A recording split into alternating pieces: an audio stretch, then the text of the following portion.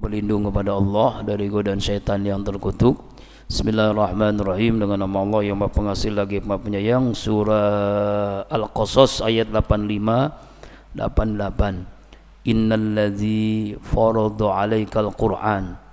Sesungguhnya Allah zat farada yang telah mewajibkan alaikal Qur'an kepadamu ya Muhammad menyampaikan Al-Qur'an.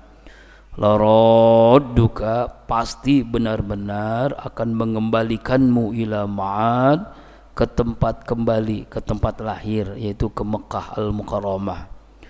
Qul katakanlah ya Muhammad, Rabbi Tuhanku Allah a'lamu lebih mengetahui. Man ja'a bil huda, siapa yang datang dengan membawa petunjuk. Wa man huwa fi dhalalim mubin, dan siapa yang dia dalam kesesatan yang nyata.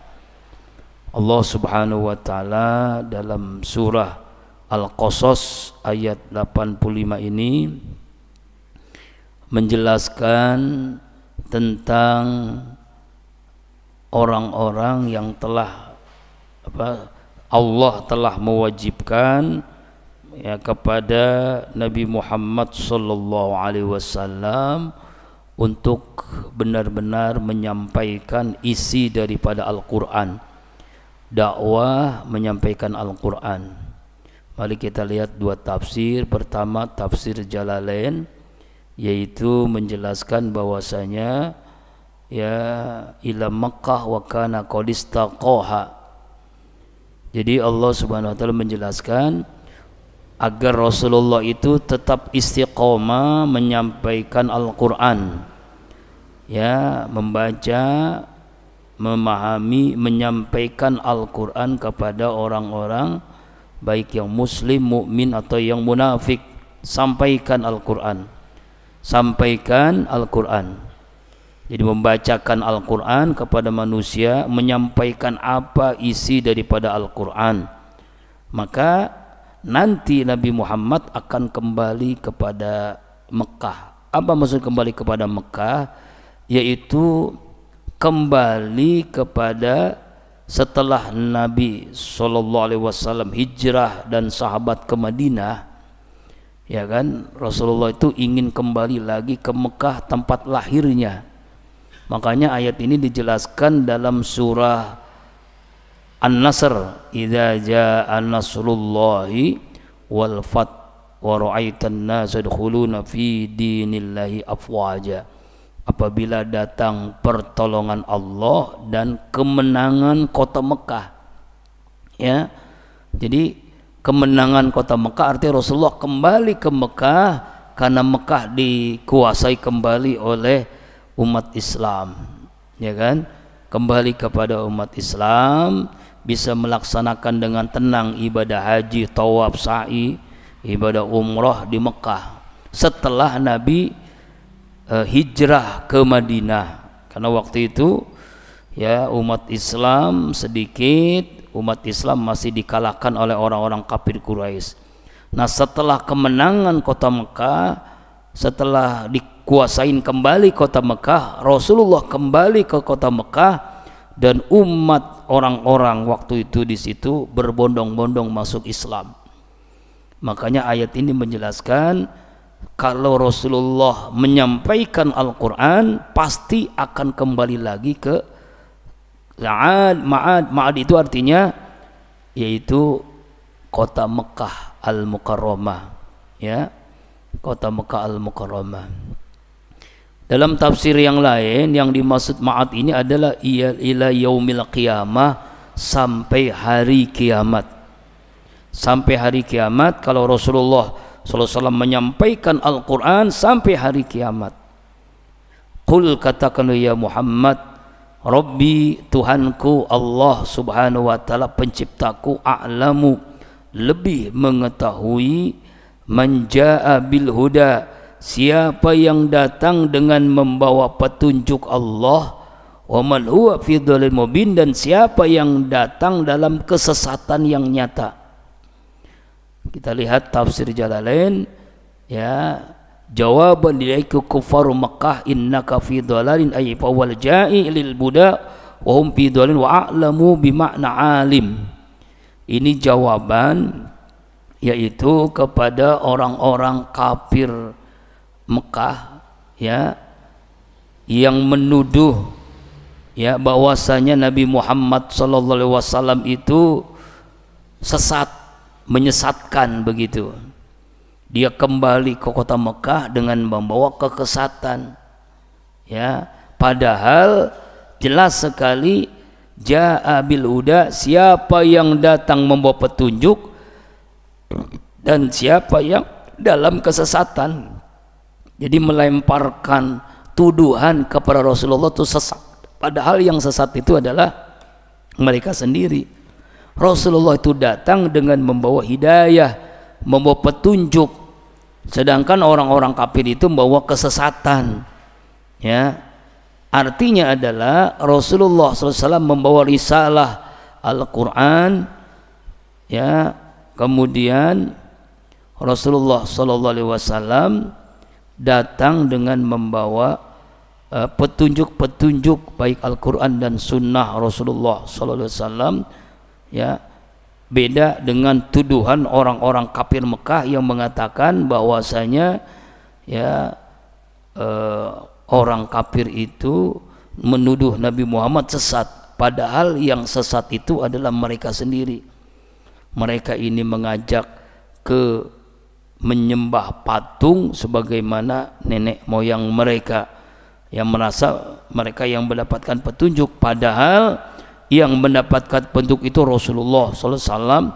Mereka lah yang fi dhalalim mubin, dalam kesesatan yang sangat-sangat jelas ya, kesesatan yang sangat jelas.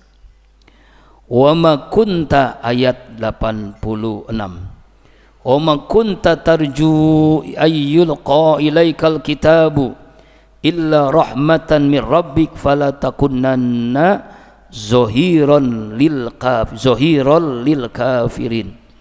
Wa ma kunta, dan tidaklah engkau Muhammad tarju menginginkan ayyulqa dijatuhkan, diwahyukan ilaika kepadamu ya Muhammad Alkitab akan Al-Quran, illa kecuali rahmatan min rabbik, rahmat dari Allah Tuhanmu. Fala takunanna, maka janganlah engkau Muhammad menjadi zohiron lil kafirin, penolong bagi orang-orang kafir. Mari kita lihat tafsirnya. Allah Subhanahu wa taala menjelaskan di dalam surah Al-Qasas ayat 86 ini bahwa jangan Nabi Muhammad itu mempunyai dugaan ya, mengharapkan Al-Quran diturunkan kepadanya ya, sebab Quran itu turun sebagai rahmat, sebagai anugerah Allah kepada Nabi Muhammad SAW dari hambanya yang dipilih yaitu Rasulullah SAW. Illa rahmatan min rabbik, Quran itu turun diwahyukan kepada Nabi sebagai rahmat, sebagai anugerah, sebagai kasih sayang Allah kepada Nabi Muhammad. Karena itu Allah memerintahkan fala takunanna zohina lil kafirin, janganlah sekali-kali ya Muhammad kau menjadi penolong orang-orang kafir. Jangan. Maksudnya ayat ini kalau ditujukan kepada Nabi juga ditujukan kepada kita. Jadi jangan kita menolong orang-orang kafir dalam masalah akidah. Ini harus diingat ya. Bukan masalah sosial kemasyarakatan. Kalau masalah sosial kemasyarakatan silakan saling tolong menolong. Kalau dalam masalah akidah jangan tolong menolong. Ya, dalam masalah akidah, dalam masalah ibadah. Kalau dalam masalah kemasyarakatan boleh enggak? Boleh. Rasulullah bermuamalah dengan orang Yahudi, dengan orang kafir Mekah. Rasulullah menolong ketika ada kesulitan, ya, tidak pernah dibalas orang yang zolim kepadanya. Tapi kalau permasalahan akidah, jangan menjadi penolong bagi orang kafir. Ya, kenapa? Jauhilah mereka, orang-orang kafir. Jangan mendekati ajaran-ajaran orang kafir. Qul ya ayyuhal kafirun la a'budu ma ta'budun wala antum 'abiduna ma a'bud wala ana 'abidum ma abatum wala antum 'abiduna ma a'bud lakum dinukum waliyadin. Jadi persoalan akidah, persoalan ibadah itu adalah persoalan prinsip. Kalau persoalan kemasyarakatan misalnya ketika terjadi banjir bandang, tsunami, gempa, musibah, di situ ada orang kafir yang tertimpa, orang Kristen, orang Yahudi, orang Cina, orang Konghucu. Apakah kita biarkan? Kita lagi jadi tim penolong misalnya kan ya, tim bencana yang nolong nih, itu tidak ada identitas agama dalam persoalan itu. Bahkan kita harus menolong semua orang, siapapun. Jadi jangan usah ditanya kamu agama apa, enggak. Itu yang dilakukan oleh Habib Rizik FPI. Ketika ada bencana, Habib Rizik enggak pernah nanya kamu muslim apa enggak, enggak. Ditolong semuanya. Yang penting dia manusia, yang penting dia bukan orang yang zalim, orang yang jahat. Jadi kalau dalam persoalan kemasyarakatan kita saling tolong menolong, silakan tafadhol. Tapi kalau dalam persoalan akidah, fala takunanna suhiran lil kafirin. Jangan sekali-kali kamu termasuk orang yang menolong orang-orang kafir, sehingga kita dengan dia menyangka kita ini adalah mengakui Tuhannya. Begitu. Contoh sederhana, ikut-ikutan Natalan, ikut-ikutan acara-acara agama orang lain, itu berarti kan menolong dalam kebatilan. Tapi kalau menolong dalam keadaan bencana, musibah dan sebagainya, itu kita harus menolong. Tapi kalau dalam persoalan akidah ini tidak ada zohiron lil kafirin, zohiron lil kafirin, yaitu ma'inan lil kafirin ala dinahum allazi da'waku ilaika. Itu kan di dalam tafsir Jalalain itu ya, jangan sekali kita menolong dalam masalah agama mereka, apalagi kita ikut-ikutan dengan aturan-aturan agama mereka. Nah, ini hati-hati ini ya. Jadi yang dimaksud ayat di sini yaitu dalam persoalan akidah, dalam persoalan ibadah. Wala yasuddannaka an ayatillahi ba'da id unzilat ilaika. Wala yasuddankan, dan tidaklah sekali-kali engkau Muhammad memalingkanmu, menghalangimu an ayatillah, dari mengamalkan ayat-ayat Allah, ba'da iz unzilat ilaika, setelah ayat itu diturunkan kepadamu. Wad'u, ajaklah semua manusia ila rabbika, kepada Tuhanmu, wala takunanna minal musyrikin, dan janganlah kamu sekali-kali menjadi bagian orang-orang musyrik, orang-orang yang menyekutukan Allah subhanahu wa ta'ala. Jadi ayat ini sangat jelas di ayat 86. Allah subhanahu wa ta'ala menjelaskan, janganlah kamu Muhammad, janganlah kamu, kita ini orang beriman, terpengaruh ya kepada sikap-sikap orang yang menentang Al-Quran, orang yang membelot Al-Quran. Jangan sekali-kali terpengaruh oleh sikap orang-orang yang menghambat Al-Quran. Ya, jangan sekali-kali itu. Jangan hiraukan mereka. Kenapa? Karena Allah itu maha tinggi. Kalimat Allah itu maha tinggi dibandingkan yang lainnya. Jangan sampai kita ini terpengaruh orang-orang yang benci dengan Al-Quran. Jangan terpengaruh, Pak. Maksudnya ayat ini kan, jangan menghalangi ya Muhammad engkau mengamalkan ayat Allah setelah Al-Quran itu turun kepadamu. Jangan sampai, maksudnya jangan sampai kita terpengaruh dari orang-orang kafir ya, karena dia memang kafir, hatinya tertutup dari menerima Al-Quran, lalu kita membelot mendukung mereka, jangan sampai itu, ya.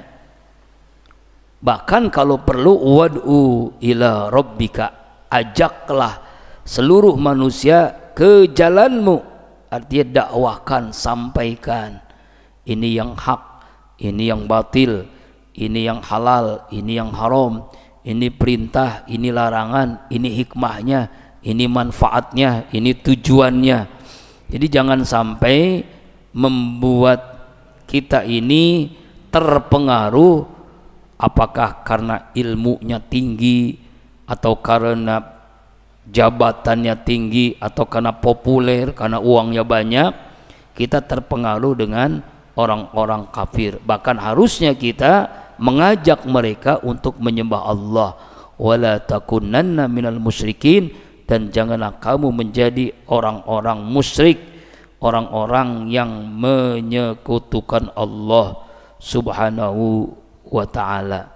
Dalam tafsir Jalalain Allah dijelaskan oleh Jalaluddin As-Suyuti dan Jalaluddin Al-Mahali adalah, ya, ini di sini Allah subhanahu wa ta'ala menyatakan di ayat 86 ini, kita jangan sekali-kali terpengaruh dari orang-orang yang memang menghalangi dari jalan Allah. Yasuddannaka yasuddunaka aujibatin nun. Oh, ini dalam ilmu apa namanya? Dalam ilmu nahwu sorobnya, ya. La tarju ilaihim fi zalik, ya. La tarju ilaihim fi zalik wad'un nas ila rabbik bitauhidi wa ibadatihi, ya, wa la takunan minal musyrikin bi'anatihim wa lam ya'sirul jazim fil fi'lil libinaihi. Jadi Allah subhanahu wa ta'ala menjelaskan, janganlah kita, ya, terpengaruh dari orang-orang yang memang kafir lalu menghambat, tidak percaya dengan Al-Quran, ya. Apapun hebatnya mereka, jangan terpengaruh. Beliau, orang-orang kafir ini bisa menciptakan teknologi, ya, sains yang hebat, handphone, laptop dan sebagainya, Google, YouTube, medsos lainnya. Jangan mudah terpengaruh, ya. Itu senjatanya mereka memang, tetapi manfaatkan senjata mereka untuk mengalahkan mereka dengan berdakwah. Kemudian ayat terakhir 88, wala tad'u ma'allahi ilahan akhar. Janganlah kamu menyembah bersamaan Tuhan Allah dengan Tuhan yang lain. Jangan sekutukan Allah.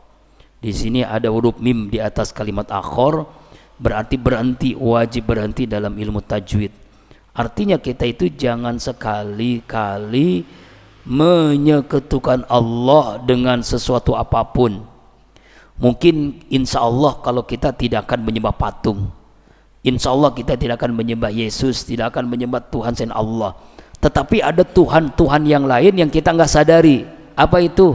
Harta, ilmu, jabatan, penghargaan, pujian, popularitas. Itu biasanya itu ada orang yang nggak sadar, dia menyembah Allah satu sisi, di sisi lain dia menyembah harta, di sisi lain dia menyembah jabatan, di sisi lain dia menyembah ilmu, di sisi lain dia menyembah ketenaran, pujian, penghargaan orang. Nah, ini berarti ada Tuhan lain. Makanya dalam surah Al-Bayyinah, wa ma umiru illa liya'budullaha mukhlisina lahuddin, ikhlas karena Allah. Jadi murnikan, tahu ikhlas itu kan kholas, murni, bersih dari menyekutukan Allah, dari syirik, menduakan Allah. Jadi makanya wala tad'u ta'budu ma'allahi ilahan akhar, ya, jangan sekali-kali menyekutukan Allah, menyembah Allah bersamaan dengan Tuhan yang lain. Tuhan yang lain apa? Yaitu yang saya sampaikan tadi. Tuhannya namanya harta, Tuhannya namanya jabatan, Tuhannya namanya populer, Tuhannya namanya penghargaan, Tuhannya namanya pujian orang. Jangan. Jadi jangan terpengaruh oleh itu, ya Pak ya. Contohnya misalnya yang pernah kemarin kita jelaskan di Masjid Nur Jihad, dalam tafsir surah apa kemarin tuh, itu kan Fussilat. Jadi ada orang itu Pak, ibadah itu ketika susah, ketika senang lupa, miskin ibadah, kaya lupa, ya kan? Ada orang yang begini, ini berarti ada Tuhan selain Allah berarti nih. Jadi ada Tuhan selain Allah berarti dia tidak konsisten dengan Tuhannya Allah. Makasih. Kenapa bisa begitu? Karena dia menyembah Tuhannya namanya yang lainnya. Jadi ketika susah itu rajin tahajud, ketika butuh ada hajat rajin sholat duha, ketika banyak keperluan rajin sedekah, hajatnya dikabulkan, nggak tahajud lagi, masalahnya diberikan jalan keluar, tidak duha lagi, rezekinya lancar, tidak sedekah lagi. Nah ini berarti tidak konsisten dengan ibadah. Berarti ibadahnya bukan karena Allah, karena hajatnya itu doang. Nih makanya jangan sampai kita bersamaan menyembah Allah Tuhan yang lain. La ilaha illahu, tidak ada Tuhan yang berhak disembah kecuali hanya Dia, Allah. La ilaha illallah, tidak ada yang Tuhan yang berhak disembah kecuali Allah. Tidak ada yang memberikan rezeki kecuali Allah. Tidak ada yang menyehatkan kecuali Allah. Tidak ada yang menghidupkan kecuali hanya Allah. Tidak ada apapun kecuali yang berhak disembah kecuali hanya Allah. Kullu syai'in halikun, segala sesuatu itu binasa, hancur, illa wajhah, kecuali zatnya Allah. Jadi artinya Allah lah yang kekal abadi. Ya, semuanya akan binasa, semuanya akan hancur. Ayat ini dijelaskan dalam surah Ar-Rahman, kullu man 'alaiha fan wa yabqa wajhu rabbika dzul jalali wal ikram. Semua yang ada di bumi ini akan binasa, akan hancur. Yang kekal hanyalah Allah Subhanahu wa taala yang memiliki kebesaran, yang memiliki kemuliaan, itu hanya Allah. Ya, halikun, semuanya binasa, semuanya hancur. Ya, jadi kita harus ingat nih, makanya kita tidak boleh menuhankan Tuhan selain Allah. Kenapa? Karena semuanya itu akan binasa, semuanya akan hancur, ya kan? Nah, mari kita lihat tafsir Jalalain, yaitu illa iyyahu, kecuali hanya Dia. Ini penjelasannya tidak lengkap. Penjelasan tafsir Ibnu Katsir lebih lengkap lagi, yaitu dijelaskan bahwa ya Ibnu Umar hendak membersihkan hatinya. Ia mendatangi tempat yang telah ditinggalkan oleh para penghuninya. Lalu ia berdiri di depan pintunya dan berseru dengan suara, kemanakah para penghunimu?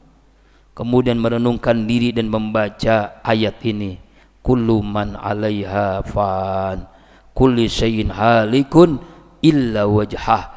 Tiap segala sesuatu pasti binasa, pasti akan hancur kecuali hanya Allah. Lahul hukmu, baginya segala ketetapan, baginya segala hukum, baginya segala ketentuan. Wa ilaihi turja'un, dan hanya kepada Allah lah kita akan dikembalikan, kamu akan dikembalikan. Inna lillah wa inna ilaihi raji'un, kita berasal dari Allah, kembali kepada Allah. Makanya Allah itu al-hukmu, bagi Allah adalah ketetapan, ketentuan. Orang yang beramal soleh akan masuk ke dalam surga, orang yang beramal toleh maksiat akan masuk ke neraka. Dan Allah itu maha adil dalam menentukan hukum, dan hanya kepada Allah lah kita dikembalikan. Wallahu a'lam bishawab.